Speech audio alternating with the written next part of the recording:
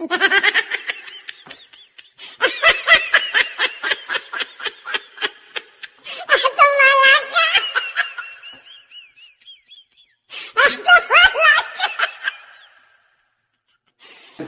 घंटा साहब नमस्कार, बहुत बहुत स्वागत है। कहू ने नेताजी केना मजाक करै छियै, की नाम राखि दै छियै। अरे जे सत्य छै से तऽ कहै पड़तै यौ।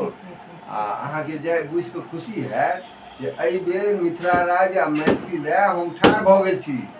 अच्छा, तऽ एहिमे हमरा लोक सब लग जाइमे कैंपेनिंग करैमे बड़ दिक्कत भऽ रहल है। एहिमे सबके सहयोग चाही। 5 साल की करै छलियै अहाँ?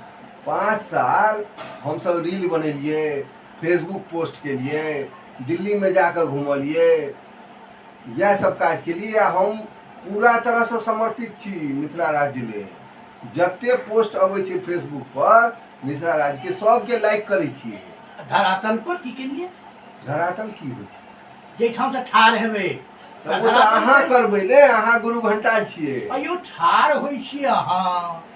अब हमरा कहै छी सबटा सब चीज मैनेज करै लए, कोनो चीज के दिक्कत नहीं है। और हमरा सबके काज खाली ठाढ़ भेलै, आ बाकी सब मैथिल के काज छै जे वो हमर मदद करे। अच्छा, हाँ, यह छियै जय मिथिला आ जय मैथिली। मदद मतलब?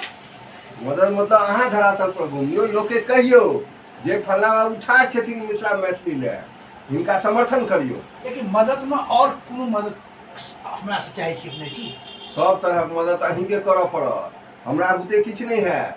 मतलब कि टको पैसा के सबटा हीरो पर यह छियै जय मिथिला ठाढ़ हेबै आ अहाँ, जय मैथिली। और पैसा के मैनेज हम ही करब। बोल। जय मिथिला, जय जय मैथिली, हे विधाता अहीं जानी। जय जय